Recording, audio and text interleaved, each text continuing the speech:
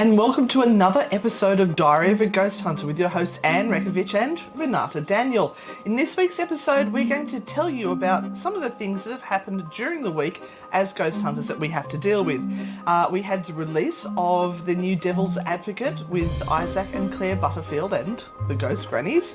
We also released, finally, our New Orleans trip and the emotion surrounding that regarding the two of us. The residents, we had a pop-up tour that we just announced yesterday, I think it was. Meetings. Oh my God, the meetings that we are having at the moment. Wait till we tell you about those. Now, what's that one? Prices for the OS tours. Yes. We will talk about the overseas tours and the pricing for that. We are out tomorrow night investigating again with the Buttses. So there'll be another episode of Devil's Advocate coming, and I'm buggering off for 2 weeks and going on holidays and leaving Auntie Renata all by herself. So there will be no Diary of a Ghost Hunter for the next 2 weeks, and my apologies for being late this week. But how dare she? I know. How dare she go away? Wait till you hear what we've got in store for you today. Welcome to the Diary of a Ghost Hunter podcast with your frightfully good hosts and paranormal investigators, Anne and Renata. Join the chaos weekly as we tell you what has inspired us, what cases we're investigating, what is driving us round the twist, and the true horror of what goes on in the background of being a ghost hunter. This is a frightfully good production.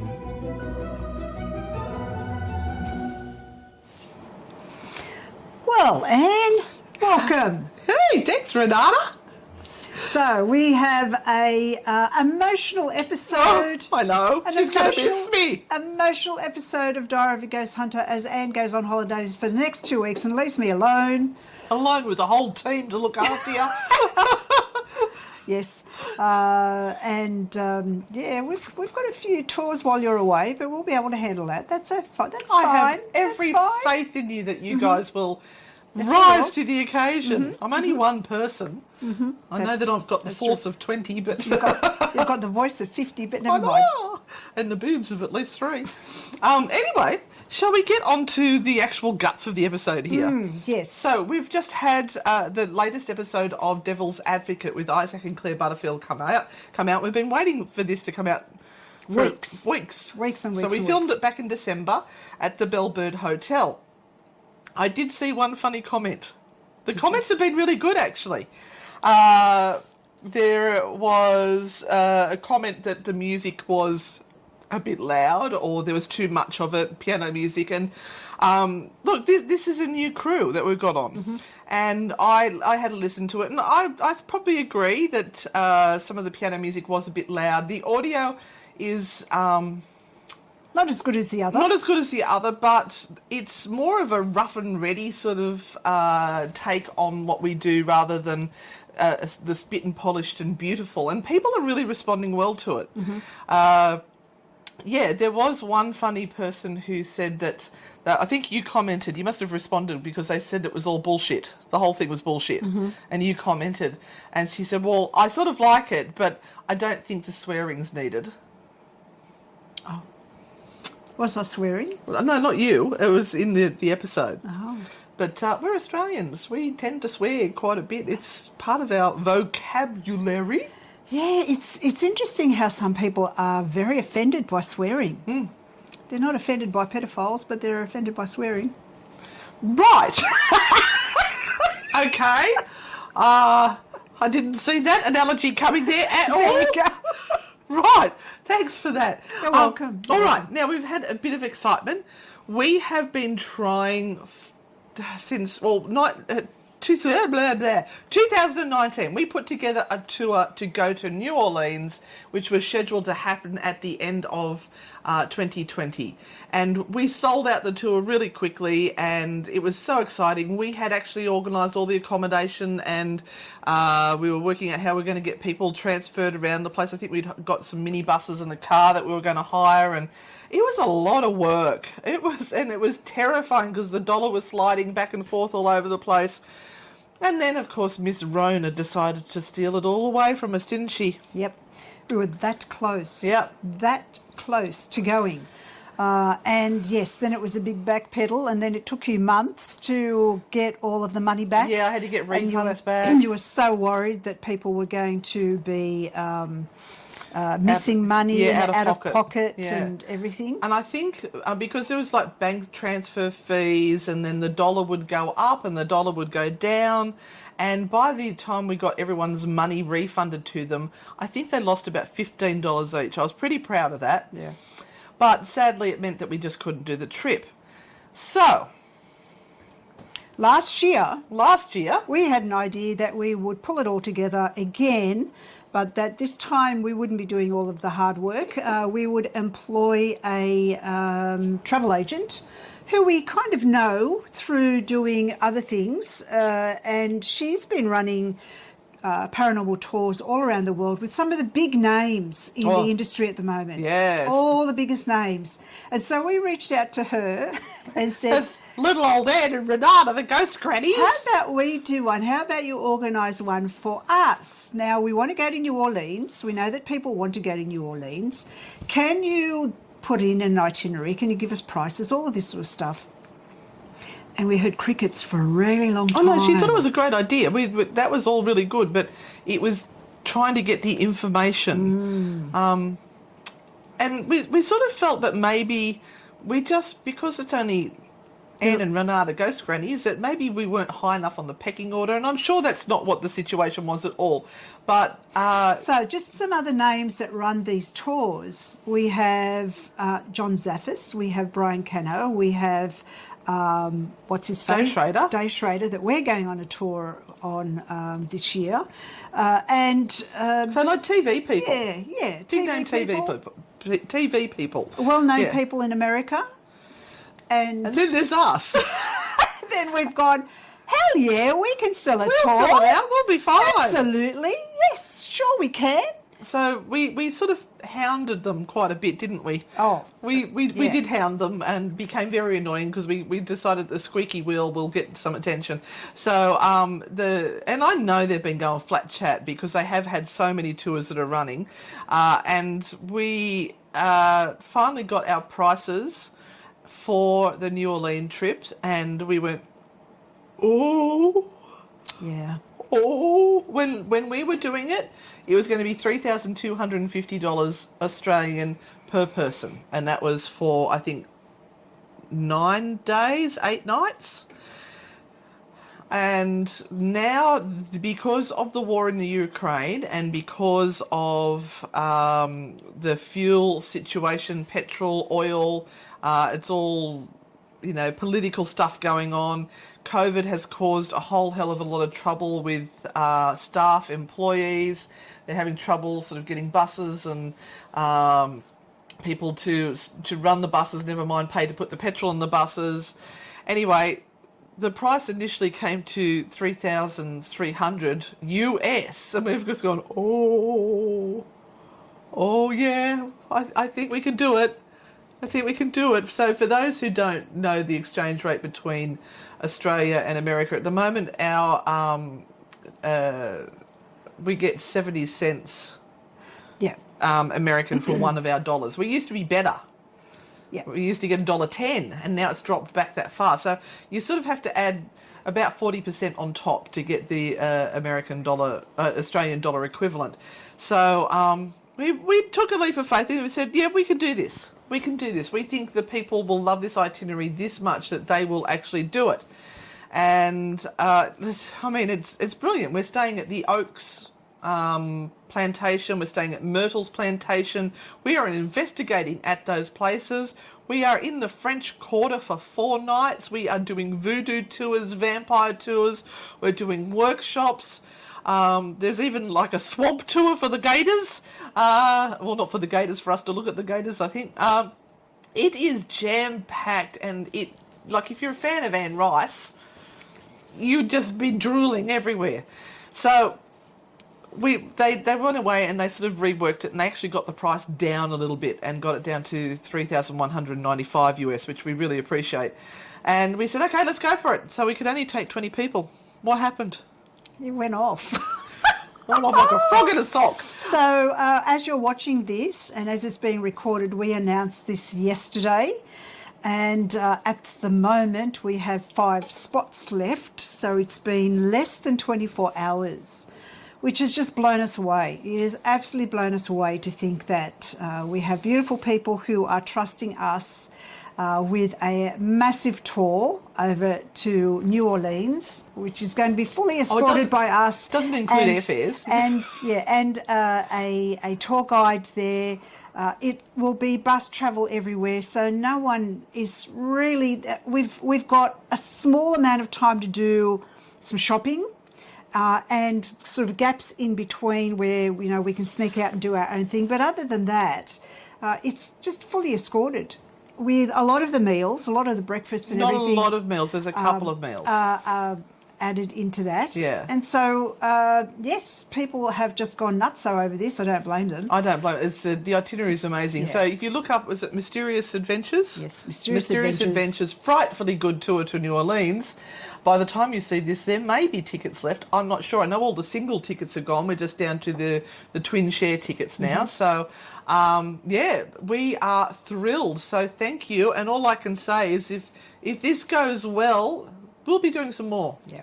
We'll be looking at maybe the UK, Ireland, something like that, maybe next year. But we've got to get through this year first. Yeah. What else? Resident follow-up? Yes, we decided to put up a quick follow-up of the residents for this Friday night. You won't be here. No. Because it went really well and we had a lot of people asking for when the next one is. And so we decided we'd put another one up. That really only went up on Monday as well. What day is it today? Today's Tuesday. And there are about 3 tickets left for that, which is awesome. And again, the residence is something that we have a tentative touch on. It can disappear at any point in time in the future. We've got one fingernail hooked into it. So we are trying really to push out as many of these residence tours as we can to give everyone the opportunity to go in and investigate and explore this space before it will disappear. Yeah.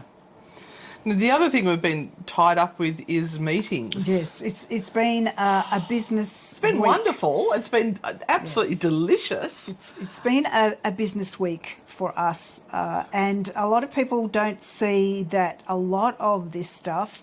I mean, it'd be wonderful to be this ghost hunter that just gets phone calls and goes, "Yes, I'm going to come out and investigate your home." I'm going to be investigating this, I'm going to be investigating that. But the thing is that we are running a business and this business needs to be sustainable. And so that means meetings, it means hundreds of meetings. It means getting no from a lot of people. People saying to us, no, we're not going to let you in. You're not going to be doing this. And so starting over, often starting right from the very beginning with certain things and trying again. And a lot of really hard work and often 10-hour days. 10-hour days, so you've got 70-hour, more than that. 70-hour weeks that no one pays you for. Yep. You are not getting paid for that. You're getting paid for the results of an experience or a tour or an event, which is usually maybe 1 day or 2 days a week, if you're lucky, 2 nights. So you're theoretically in the eye of the customer working 2 hours, but no one sees the other 68 that you've worked all week to try and produce that 2 hours. And you don't get paid for those 68 hours. So this is an absolute labour of love for us. So yes, many meetings. We've sorted out a lot of issues because there are a number of other things coming up at Maitland Jail in the immediate future, which you will want to come to. They are fabulous, but they're works in progress at the moment. Can I just say, if you belong to part of a paranormal team, keep your eye out, because there is an opportunity coming up that we have suggested that they try. And I can't say any more than that, but yeah, it's hopefully it will work, and hopefully the paranormal teams will come and support it. Anyway, The Oaks tomorrow night, which yes. is where we're heading off. So we are telling people where we're going, are well, we? we are now. Good on you, Renata. Should we have checked with Isaac first? Never mind. She's good for that. Oh. So I can't put this out now until we've done it, you realise? I'm going to have to delay when this is released, because otherwise we're going to have everyone turning up. Right. Okay. Oh, I love Fair her. enough. She's awesome. Yes, so we are going out to investigate a historical homestead. They've been so generous inviting us to come and spend some time with them, and they're going to tell us their stories. Shout out to Michelle and Kelly also for their help on this one, and of course Em, who's been working her little backside off behind the scenes to make these things happen. Poor Em has been getting a lot of rejections. And we got really close on a big location, and it was just pulled at the last minute because of all these extra fees that were being chucked on top of us. So sadly that didn't go ahead, and we're a little bit gutted by that, and it actually knocked us for a bit, didn't it? Yeah. Yeah. You want to have support from your local community. Let's say that. You want support from your local community. And when you don't get it, it's a bit sad. And it's really weird, because there are some locations that will just go, yeah, come on in, take as long as you like, stay the night, do whatever you want. And you're like, oh, wow, thank you so much. Really appreciate that. And then other locations who will call you devil worshippers, and they don't want any of that nonsense in their place, and aren't you too old to be doing that sort of thing, and all this sort of stuff. And it's like, yeah, well, but hang on, I've just realised our phones are on because I can hear them dinging. And I do have to say to you, I did come across and I told you this, I came across an article that was written a couple of years ago now by a site in Western Australia, and they were trying to get a ghost tour off the ground, and the people who were the stakeholders of that site said no, because our site depends on tourism, and the greatest number of tourists that come are the Chinese. And the Chinese will not go anywhere where there is a haunting, because they are highly superstitious. So we cannot afford to present this site in a way that might look haunted or spooky, because we will lose our income from the other tourists that come. That is a really sad thing to think about, but you know, I guess these sites have got to do what they can do, or what they need to do. So what happened during COVID is when we've got no tourism that's coming in. Exactly. And they've just cut their nose off to spite their face, as the saying goes. Yeah. They could have had lots of Australian people coming in and visiting while there was no international. But Yeah. Maybe you have a comment about that. Maybe a site that you really love has said no to ghost tours because it's going to be a threat to tourism. And maybe it's not only, for example, the Chinese, but maybe other groups of tourists that they have said will not come if the site is presented as a ghost tour site.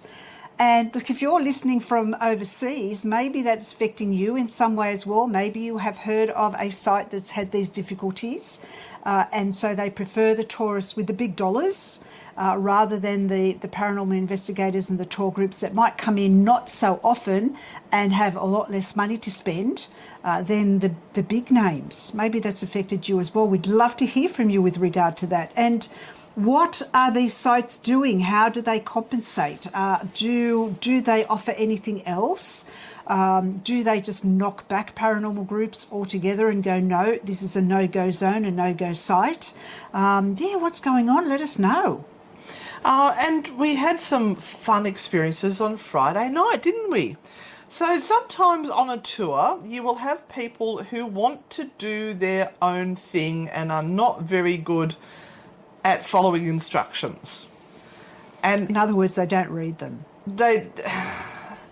No, they've got their own agenda, I think They it do. is. Yep, they do have their own there's agenda. something they want to do, and instead of reading the tour or the experience and seeing that it is a guided 2-hour experience where you will be led through activities and taught how to do things, they seem to think that they can just come into the jail and just investigate on their own for 2 hours and they don't need to be part of the group.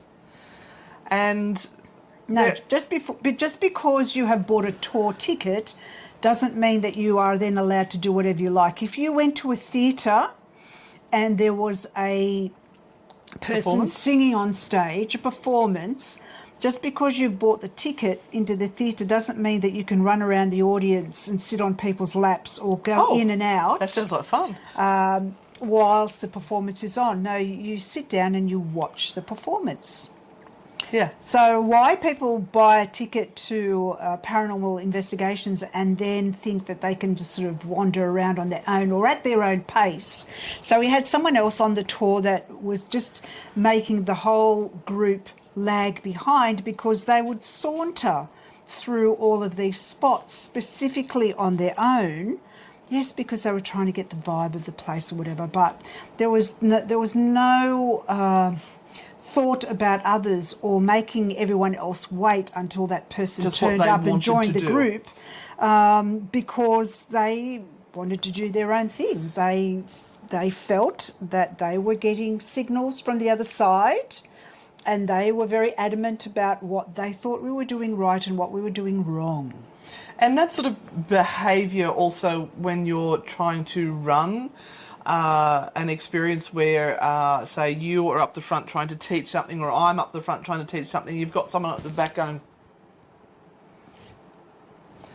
it's just rude. If you don't agree with what someone is talking about or you're sensing something different, then just enjoy that experience for yourself. You don't need to... there's so many different ways to investigate in the paranormal and so many different beliefs. Just because your belief system doesn't align with someone else's doesn't mean that they are automatically wrong and you are right. You have to be open to the possibility of maybe there's a little bit of right or maybe we're all wrong. Who knows? I think just from this point of view of being rude or disrespectful to the person that's organising the tour or running the tour at that particular point in time. And I think we said this last week, wait until you're gone, and you've stopped somewhere for a cup of coffee and you want to talk to someone about it or whatever. But to disrupt a tour guide or to disrupt the tour because you believe that you are right, unless there's something frantically terrible going on, unless there's something really, really bad going on, then I don't know, but I think it really rude for myself to interrupt somebody else's tour. Yeah, I try to behave myself when I'm on someone else's tour. I try to go incognito, but I'm just too loud. And it made it also difficult for our volunteers who were trying to very politely ask them could they please stay with the group, and like there was one that they were trying to do some silent vigils and this person was walking around and then opening and closing doors and then trying to say to them, could you just sit quietly for 3 minutes just so we can let everyone else here who's wanting to have this experience have their turn, so to speak. And they didn't get it. But we did have an awesome family that was right into everything, didn't we? We did. Oh, my heavens. And there was the 2 young boys, and one of them got, I think, a fingernail run down his back in the spirit box session, and he just totally freaked out. They were Isaac fans. And the whole family was into the ghost hunting, and it just brought me so much joy. Yes. So there is joy in all of this. I hope we don't come across like we're whinging all the time, but that was fun. Yeah.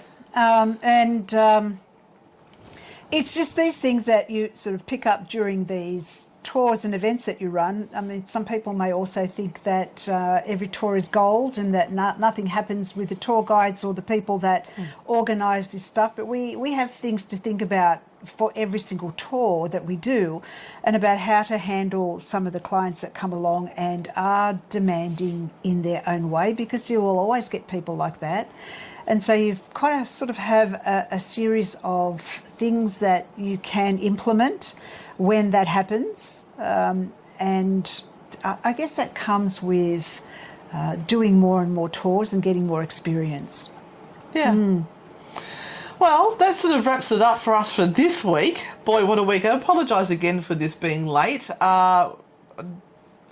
We've had so many meetings that have run so late and it's been so hot. We did have our seance circle, which we started last Wednesday. That went awesome. Yeah, that was out at the Witch's Charm at Warners Bay, and we're going to be running some more of those. So keep an eye on the website, not the website, what do you call it?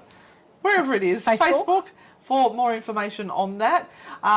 We still have our seance parlour running, but we just don't even have time to put any dates in for that at the moment because we're so flat chat.